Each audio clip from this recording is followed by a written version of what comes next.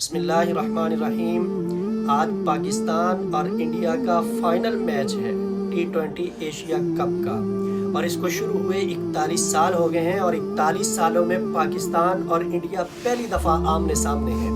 اور جب پاکستان اور انڈیا کا میچ ہوتا ہے تو عوام بڑی خوش دلی اور جوش دلی کے ساتھ اس کو دیکھتی ہے۔ لوگ ہم سے رابطہ کر رہے ہیں اور ہمیں یہ کہہ رہے ہیں جی پیشون گوئی کریں، کون جیتے گا۔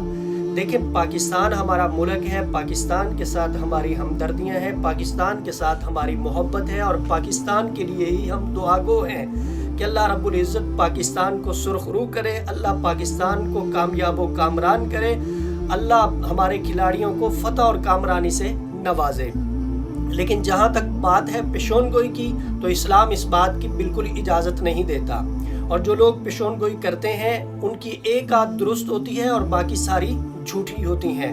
یہ کاہنوں نجومیوں کا کام ہے، اور اسلام ان سے کسی بات کے پوچھنے سے بھی منع کرتا ہے، ان کے پاس جانے سے بھی منع کرتا ہے، لہٰذا احتیاط کریں، اس چکر میں نہ پڑیں۔ اور دوسرا، جب اس طرح کا میچ ہوتا ہے تو عوام اس پہ جوا لگاتی ہے، تو یہ بھی حرام ہے، اس سے بھی بچیں۔ یہ ایک کھیل ہے، اس کو انجوائے کریں۔ پاکستان ہمارا ملک ہے، ہم اس کے ساتھ ہیں۔ دوسری بات، کہا جاتا ہے کہ جی جادو کر دیا جاتا ہے ہماری ٹیم کے اوپر، اس وجہ سے وہ جیت نہیں پاتے۔ مانتے ہیں اس بات کو کہ ہندوستان میں بہت بڑے جادوگر ہیں جو جادو کرتے ہیں، لیکن ہماری پاکستانی ٹیم جو ہے الحمدللہ مسلمان ہیں، کلمہ گو ہیں۔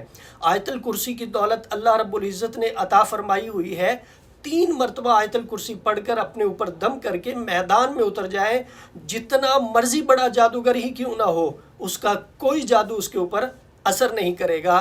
اللہ رب العزت پاکستان کو کامیابی دے گا، پاکستان ہی اس میچ کو جیتے گا۔